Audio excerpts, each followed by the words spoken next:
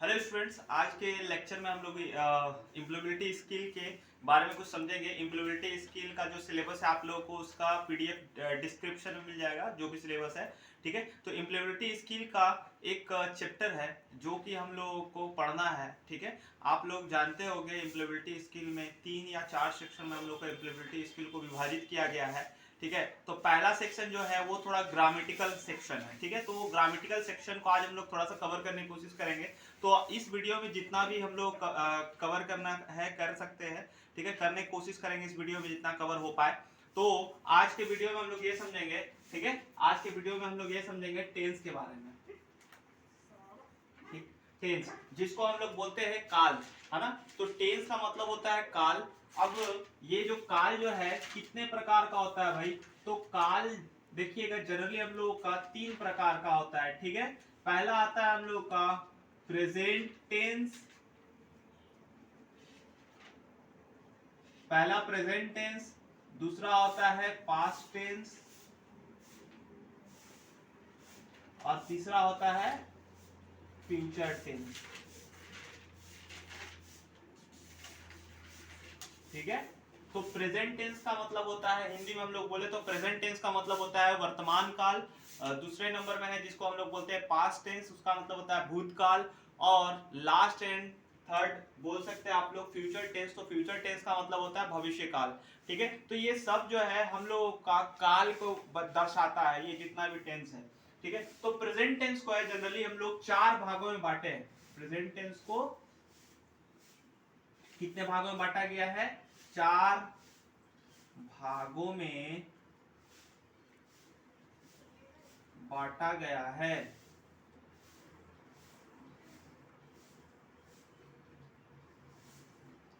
ठीक है, सेम वही चीज हम लोगों को इसको भी कितने भागों में बांटा गया है? पास्ट टेंस को उसको भी 4 भागों में बांटा गया है और फ्यूचर टेंस को भी 4 भागों में बांटा गया है। क्लियर है? तो अब हम लोग समझेंगे प्रेजेंट टेंस के बारे में। आज हम लोग प्रेजेंट टेंस को थोड़ा सा देखने की कोशिश करेंगे। तो प्रेजेंट टेंस जो है, आज हम लोग सबसे पहला चीज जो है प्रेजेंट टेंस, एक नंबर है प्रेजेंट टेंस। तो प्रेजेंट टेंस को हम लोग क्लियर समझने की कोशिश करेंगे प्रेजेंट टेंस को। ठीक है,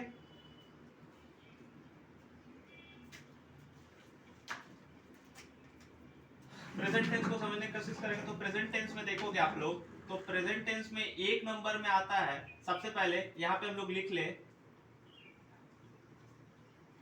प्रेजेंट टेंस, है ना। तो प्रेजेंट टेंस जो है हम लोग का 4 भागों में बांटा गया है, जिसमें से एक नंबर में आता है हम लोग प्रेजेंट इन डेफिनाइट टेंस, है ना। प्रेजेंट इंडेफिनाइट टेंस पहला आ गया, या फिर इसको हम लोग सिंपल प्रेजेंट टेंस भी बोलते हैं। इसको प्रेजेंट इंडेफिनाइट टेंस या फिर सिंपल प्रेजेंट टेंस भी बोलते हैं। इसको एक नंबर में रखा गया है ना। ये जो सेक्शन है ये किसका सेक्शन है भाई? ये कौन सा ब्रांच में ये आता है प्रेजेंट इंडेफिनाइट टेंस? तो ये प्रेजेंट टेंस के अंतर्गत आता है। ठीक है, ये हम लोग को आगे से पता चल रहा है, इसमें भी प्रेजेंट है और इसमें भी प्रेजेंट है। मतलब हम लोग समझ जाएंगे कि ये प्रेजेंट इंडेफिनाइट टेंस किस ब्रांच का सेक्शन है, ये प्रेजेंट टेंस का सेक्शन है। तो अब इसमें बी नंबर में आते हैं। बी नंबर में है प्रेजेंट कंटिन्यूअस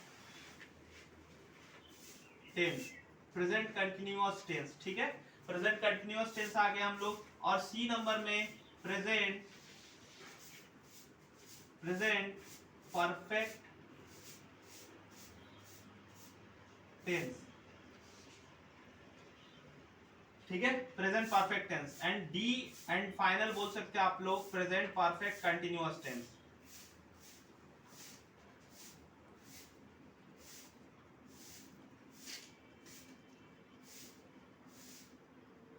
ठीक, तो ये हम लोग का जो कि प्रेजेंट टेंस को कितने भागों में बांट लिया भाई? तो प्रेजेंट टेंस को हम लोग जनरली 4 भागों में बांटे हैं, जिसमें से हम लोग का पहला आता है प्रेजेंट इंडेफिनाइट टेंस, दूसरा आता है प्रेजेंट कंटिन्यूअस टेंस और तीसरा एंड फाइनल आता है प्रेजेंट परफेक्ट टेंस और चौथा बोल सकते हैं हम लोगों का प्रेजेंट परफेक्ट कंटिन्यूअस टेंस। ठीक है, तो अभी हम लोग ये समझेंगे कि प्रेजेंट इंडेफिनाइट टेंस जो है हम लोगों का, आज हम लोग को ये क्लियर करना है प्रेजेंट इंडेफिनाइट टेंस को। ठीक है, तो प्रेजेंट इंडेफिनाइट टेंस होता क्या है? प्रेजेंट इंडेफिनाइट टेंस किसको सूचित करता है और प्रेजेंट इंडेफिनाइट टेंस में हम लोग बोल सकते हैं क्या क्या चीज इन्वॉल्व है? ठीक है। तो यहाँ पे हम लोग ये समझेंगे कि वर्तमान काल में, ठीक है, अभी जो आप है उसको हम लोग बोलते हैं, अभी जो चल रहा है, अभी जो हम लोग देख रहे हैं आसपास, वो कौन सा काल होता है, वो हम लोग बोलते हैं वर्तमान काल। ठीक है, तो वर्तमान काल में कोई काम चल रहा है या हो रहा है, होने से पहले सबसे पहले हम लोग उसको समझ लेंगे कि वो प्रेजेंट टेंस है। ठीक है, अब हम लोगों को यहाँ पे ये समझना है कि भाई वो जो चीज है, जैसे कोई भी काम हम लोग देख रहे हैं या फिर सीख रहे हैं, अभी जो भी चीज हम लोग आसपास में दिख रहा है वो हम लोग का वर्तमान है। ठीक है, वो जो हम लोग कल देख चुके हैं वो हम लोगों का था भूत, और जो हम लोग अभी देखे भी नहीं और जो आने वाला है वो होगा भविष्य। समझ में आ गया? तो अभी हम लोगों को ये प्रेजेंट इंडेफिनिट टेंस का डेफिनेशन क्या हो सकता है, तो प्रेजेंट इंडेफिनिट टेंस का डेफिनेशन आप लोगों को बोल दे रहे हैं हम, है ना। यहाँ पर वर्तमान काल में कोई काम चल रहा है या हो रहा है, होने से इस टेंस का बोध होता है। इसे हिंदी वाक्य, इसको हम यहाँ पे लिख दे रहे थोड़ा सा, कि इसे हिंदी वाक्य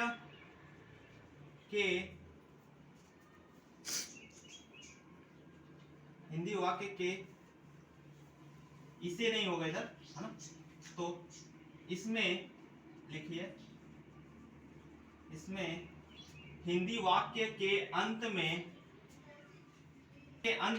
क्या लगा रहता है, तो ता है, ठीक है, ती है, ते है, ते हो, आदि लगा रहता है। बस समझ आ गया, आदि लगा रहेगा हम लोग को। तो किसी भी हिंदी वाक्य के अंत में ता है, ती है, ते है, आदि लगा रहे तो हम लोग समझ लेंगे भाई कि वो जो चीज है वो हम लोगों का प्रेजेंट इंडेफिनिट टेंस है। क्लियर है? इतना तो समझ में आया। अब यहाँ पर हम लोग को ये समझने वाली चीज है, ठीक है, यहाँ पे ये समझने वाली चीज है कि भाई यहाँ पर हम लोग तो समझ गए कि किसी भी हिंदी वाक्य के अंत में ता है, ती है, ते हो, आदि लगा रहेगा, तो हम लोग समझ जाएंगे कि वो प्रेजेंट इंडेफिनिट टेंस है, या फिर बोल सकते हैं उसको सिंपल प्रेजेंट टेंस है। ठीक है, तो यहाँ पर हम लोग को दूसरे नंबर पॉइंट्स में ये समझना है, ये एक नंबर पॉइंट्स हुआ, दूसरे नंबर पॉइंट्स में ये समझना है कि इसमें मेन वर्ब V1 तथा V5 का प्रयोग करते हैं, ठीक है, प्रयोग करते हैं। सब्जेक्ट के अनुसार हम लोग V1 या फिर V5 का प्रयोग करते हैं, तो इसमें लिख देते हैं सब्जेक्ट के अनुसार। क्लियर हो गया? सब्जेक्ट के अनुसार हम लोग क्या कर रहे हैं, इसमें मेन वर्ब V1 और V5 का प्रयोग करते हैं। अब क्वेश्चन यहाँ पर ये क्रिएट होता है ना कि V1 क्या है, V5 क्या है, ये धीरे धीरे आगे जब हम लोग बढ़ते जाएंगे तब उसमें आप लोगों को क्लियर करवाएंगे कि V1 क्या है या V5 क्या है। आज के लेक्चर में इतना मैं गारंटी देता हूं आप लोगों को कि टेंस जो है आप लोगों का कॉन्सेप्ट बहुत अच्छे से क्लियर होगा। ठीक है, आपको यहाँ पर अब समझना है कि मेन वर्ब ये क्या होता है भाई, V1 क्या होता है, V5 क्या होता है, वो सारी चीज को आप लोगों को मैं आज क्लियर करूंगा। ठीक है, तो यहाँ पर क्या लिखा है, इसमें मेन वर्ब V1 तथा V5 का प्रयोग करते हैं सब्जेक्ट के अनुसार। सब्जेक्ट जैसा होगा उसके अकॉर्डिंग हम लोग V1 या फिर V5 का प्रयोग करते हैं। ठीक है, तो अब यहाँ पर हम लोग को क्या करना है, जैसे थर्ड में थर्ड में हम लोग को क्या करना है ना, थर्ड में अब हम लोग को थोड़ा सा फॉर्मूले को जान लेते हैं। ठीक है, तो फॉर्मूले को जान लेते हैं। फॉर्मूला होता है, ठीक है, फॉर्मूला होता है सब्जेक्ट, जिसको हम लोग एस से डिनोट कर रहे हैं, ठीक है, जिसको एस से लिख रहे हैं हम लोग, सब्जेक्ट होता है, V1 होता है, V5 होता है और ऑब्जेक्ट होता है। क्लियर हो गया? ये हमारा क्या हो गया भाई, ये हमारा फॉर्मूला हो गया किसका, तो ये हो गया हम लोग का प्रेजेंट इंडेफिनिट टेंस का फॉर्मूला हो गया। ये चीज आप लोग नोट कर लोगे, ये नोट कर लोगे। अब हम लोग को इसमें आइडेंटिफाई करना है सब्जेक्ट क्या होता है, V1 क्या होता है, V5 क्या होता है और ऑब्जेक्ट किसे कहते हैं हम लोग। क्लियर है? तो अब हम लोग इसको थोड़ा सा मैं रफ कर रहा हूं आप लोगों को, ठीक है, उसके बाद में समझाता हूं उसके बारे में। आई होप आप लोगों को ये चीज समझ में आया हो कि किसी भी हिंदी वाक्य के अंत में ता है, ती है, ते है आदि लगा रहेगा, तो हम लोग क्या करेंगे, प्रेजेंट इंडेफिनिट टेंस का यूज करेंगे। ठीक है, और फॉर्मूला होता है ये। अब इस फॉर्मूले में जितना भी चीज लिखा है उस चीज को मैं क्लियर करूंगा आप लोगों को। ऐसा क्या ना? हाँ सर। अब हम लोग जानते हैं कि सब्जेक्ट के अनुसार है ना। सब्जेक्ट क्या होता है भाई, तो सब्जेक्ट जिसमें हम लोग बोलते हैं, जिसको बोलते हैं विषय, ठीक है, जिसको बोलते हैं हम लोग विषय, वो हमारा होता है सब्जेक्ट। अब क्वेश्चन यहाँ ये आता है कि भाई विषय क्या होता है, विषय किसे कहते हैं हम लोग। तो यहाँ पर हम एक छोटा सा एग्जांपल ले लिए, जैसे मैं खेलता हूं, है ना। तो भाई यहां पर आगे क्या लिखा, इस पूरे को हम लोग क्या बोल रहे हैं, वाक्य बोल रहे हैं, इस पूरे को हम लोग बोल रहे हैं वाक्य, है ना। इस पूरे को बोलते हैं वाक्य, इस पूरे को वाक्य बोल रहे हैं। अब यहां पर इस पूरे वाक्य में पहला जो हमको दिखेगा वो हमारा कहलाता है सब्जेक्ट, जिसको हिंदी में बोलते हैं विषय। क्लियर हुआ, ये हो गया पहला चीज। तो हम लोग को ये क्लियर हो गया, जो कि आप लोगों को मैं बता चुका था कि आप लोगों को सब्जेक्ट के बारे में पता करना था, तो सब्जेक्ट हम लोग पता कर लिए। इस पूरे वाक्य में आगे जो हमको दिखेगा वो हमारा सब्जेक्ट है। क्लियर है। अच्छा, उसके बाद हमको पढ़ना था ये कि हम लोग का फॉर्मूला ये था ना जी, देखिए सब्जेक्ट था, है ना, V1 था, V5 था और ऑब्जेक्ट था, ये था फॉर्मूला हम लोग का, है ना। ये था हमारा फॉर्मूला। अब इस फॉर्मूले में हम लोग को ये देखना है कि V1 क्या है और V5 क्या है। तो V1 और V5 को हम लोग समझेंगे।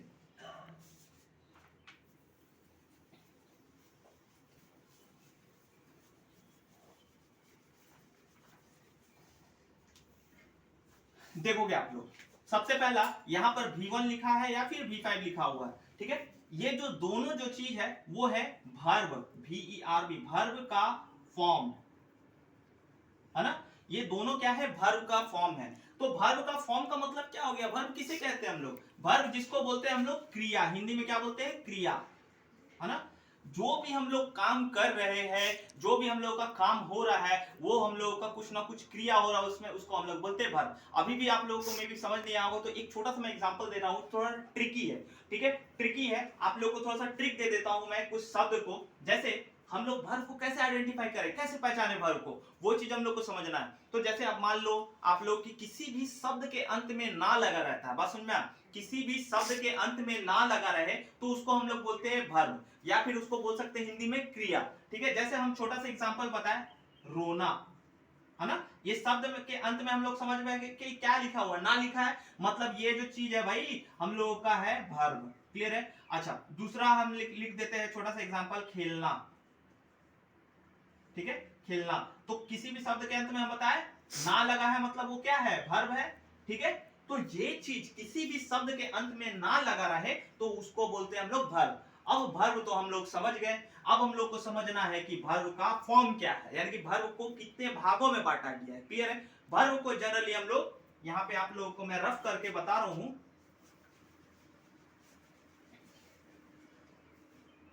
देखोगे आप लोग, है ना। तो वर्ब जो होता है, वर्ब को 5 भागों में बांटा गया। पहला होता है V1, दूसरा होता है V2, तीसरा होता है V3 और चौथा होता है V4 और पांचवा होता है V5। यानी कि हम लोग इसको इस तरह से पढ़ते हैं, वर्ब 1 का फॉर्म, वर्ब 2 का फॉर्म, वर्ब 3 का फॉर्म, वर्ब 4 का फॉर्म और वर्ब 5 का फॉर्म। क्लियर हो गया। अब हम लोग को इस टेंस में, इस टेंस में हम लोग को सिर्फ ये फॉर्म चाहिए और इस फॉर्म, ये फॉर्म चाहिए, ठीक है। तो ये जो वर्ब का फॉर्म है वो आप लोग को याद करके रखना हो सकता है, ठीक है, आप लोग याद कीजिएगा उस चीज को, तो थोड़ा सा समझोगे आप लोग। जैसे मैं एक एग्जांपल लेता हूं, है ना। वर्ब 1 में आप लोग लिखे हो, एक वर्ड्स है, एक वर्ड्स है, इसमें लिखा हुआ है खाना, है ना, खाना, जिसको इंग्लिश में हम लोग बोलते हैं ईट, हो गया ईट। तो यहां पर वर्ब फॉर्म में वो क्या कन्वर्ट हो जाएगा, इसमें वर्ब फॉर्म का ये नेचर होता है ना कि किसी भी चीज को क्या कर देता है ना, ई या फिर एस में बदल देता है, ईएस, सॉरी, एस या ईएस में कन्वर्ट कर देता है। वर्ब फॉर्म, वर्ब 5 का ये काम होता है, ठीक है। वर्ब 5 का काम क्या होता है कि एस या ईएस में उसको बदल देता है। तो वर्ब 5 का काम होता है, जैसे हम मान लो आप लोग ईएटी, तो ईएटी इसमें लग जाएगा एस। अब क्वेश्चन यहाँ ये आता है ना कि बोलोगे सर कि यहाँ पर एस क्यों लगा, ईएस क्यों नहीं लगा, तो उसके पीछे भी रीजन, तो उसको, उस रीजन को आज हम लोग समझेंगे। देखो आप लोग कि एस और ईएस कहां लगता है, मैं अभी थोड़ा देर पहले आप लोगों को डिस्कस किया कि वर्ब 5 में जो होता है एस और ईएस जो होता है दोनों लगता है, तो वो डिपेंड करता है इस चीज पे, थोड़ा सा ध्यान दोगे आप लोग। जैसे मैं एक छोटा सा एग्जांपल बता दूं कि आप लोग जानते हो क्या होता है वोवेल, है ना, वोवेल जानते होगे, VO, ठीक है, वोवेल, वॉवेल जो होता है वो हम लोग का 5 होता है ना, जिसमें ए ई आई ओ और यू है, ठीक है। ये हम लोग का वॉवेल 5 होता है। तो किसी भी वर्ड्स के एंड में, बात समझना आप लोग, किसी भी वर्ड के एंड में हम लोग का ये पांचों में से कोई भी एक आके खड़ा हो गया। जैसे मैं एक एग्जांपल दे रहा हूं, जैसे यहां पर हम लोग का एक वर्ब है, ये V5 है ना जी, ये V5 है। तो V5 में हम लोग को ये देखना है ना कि यहाँ पर इस मैं अभी थोड़ा देर पहले बताया कि किसी भी वर्ड के अंत में देखना, तो वर्ड के अंत में क्या है, टी है। तो टी इसमें मैच करो, देख लो आप लोग, टी है कहीं पर, नहीं है। तो कहीं पर हम लोग का ये मैच नहीं होगा, तो जाहिर सी बात है उसका सामने बैठ जाएगा एस। क्लियर हो गया? इतना दूर आप लोगों को समझ में आ गया होगा। अब और एक एग्जांपल ले रहा हूं मैं, गो, है ना। तो गो उसको V5 में कन्वर्ट करेंगे तो क्या हो गया, GO। तो O देखो दूसरे हम लोगों का ये एंड में क्या है, O है, तो देखो इसमें आ गया O, तो मतलब इसमें बैठ जाएगा ES। आई होप आप लोगों को V1 में V5 में S और ES बैठाना आ गया हो, ठीक है। तो अब जो है थोड़ा सा आगे बढ़ता हूं मैं, क्लियर है? इसको रफ कर दे रहा हूं मैं।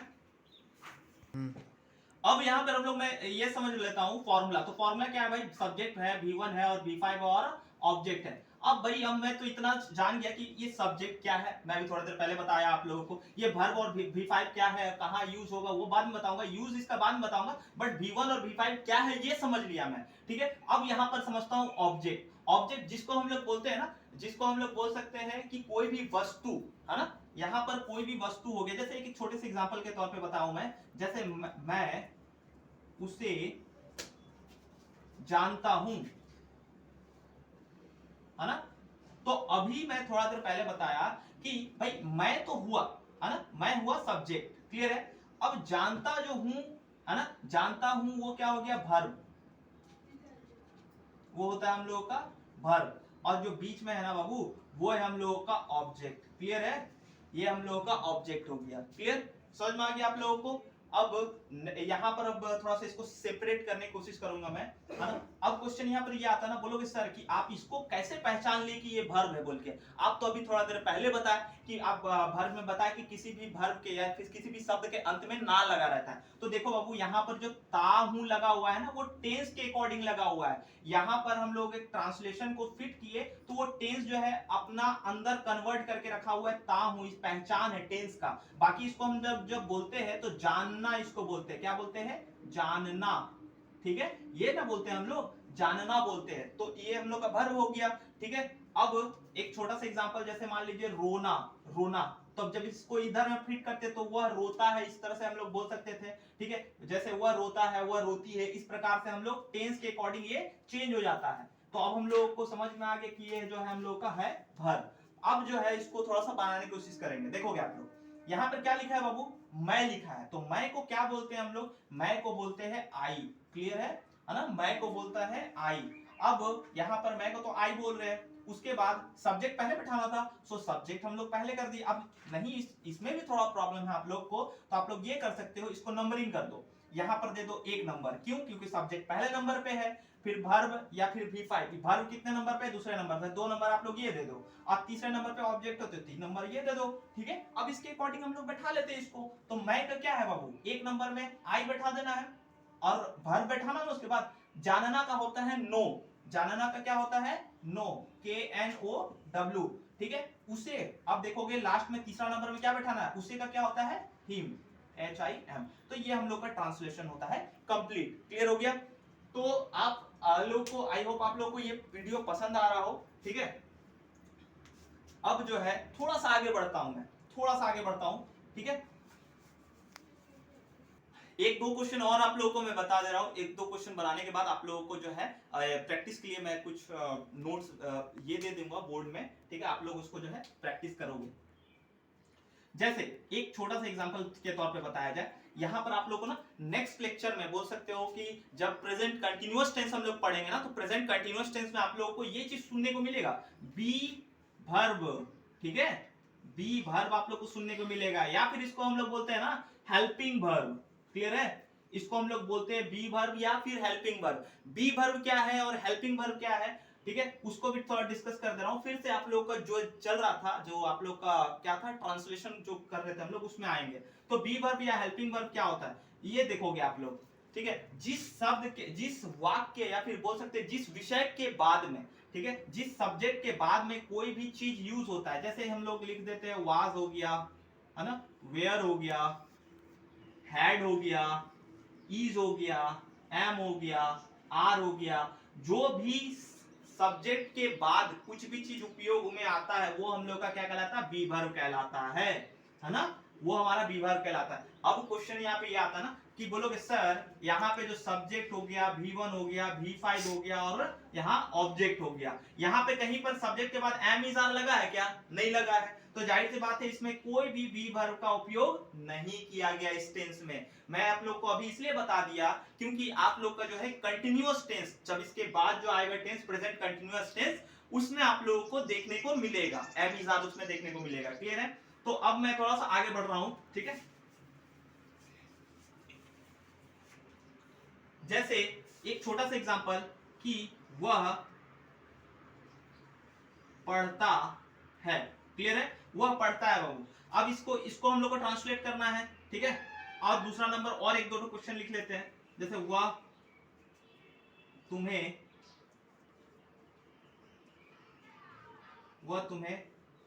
पहचानता है।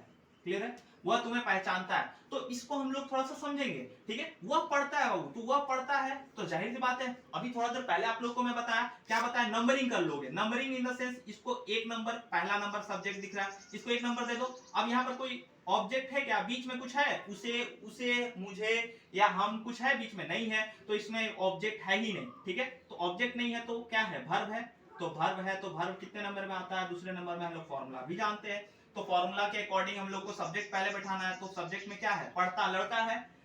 इसमें देखोगे, इसमें टी रहेगा तो सी होगा, और वह है तो लो आप लोग कि वह है मतलब क्या हो गया, ही हो गया, ठीक है। वह हो गया तो ही हो गया। अब यहाँ पर ता है इसलिए हम लोग ही बैठा दिए, वह पढ़ता है तो ही क्या हो जाएगा, रीड। तो ईएस लगता है, ठीक है, एस या फिर ईएस लगता है तो इधर क्या लगेगा, एस लगेगा, ठीक है। यहां पर क्या लग जाएगा, एस लग जाएगा। तो अभी मैं बता देता हूं, आप लोगों को शायद बताना मैं भूल गया था, ठीक है। यहां पर वो वाला क्वेश्चन आया तो आप लोग को मैं थोड़ा सा बता दूं। V1 का प्रयोग किया जाता है बाबू हम लोगों का आई में करते हैं, वी में करते हैं, यू में और दे में करते हैं V1 का प्रयोग। क्लियर हो गया? और V5 का प्रयोग, V5 का प्रयोग कहां करते हैं, तो V5 का प्रयोग करते हैं हम लोग ही, सी, इट, नाम, रिश्ता, ठीक है। ही, सी, इट, नाम, रिश्ता में हम लोग V5 का उपयोग करते हैं। अभी थोड़ा देर पहले मैं क्वेश्चन आप लोगों को बता रहा था, तो इसमें हम लोग ये समझ रहे थे कि वह पढ़ता है, ठीक है, वह पढ़ता है। तो हम लोग क्या जानते हैं, वह पढ़ता है तो भाई ही लिख देंगे, ही रीड, तो एस लगा दोगे ना यहाँ पे, क्योंकि अभी मैं थोड़ा देर पहले बताया V5 मतलब क्या होता है, V5 में एस या फिर ईएस लगता है। तो ये भी मैं बता दिया था आप लोगों को कि एस और ईएस का यूज कहां करते हैं। तो इस हिसाब से ही रीड, एस लगेगा इधर, ईएस नहीं लग रहा, क्यों, क्योंकि इसमें शब्द के अंत में ए ई आई ओ यू नहीं है, ठीक है। क्लियर हो गया? इतना दूर समझ में आ गया?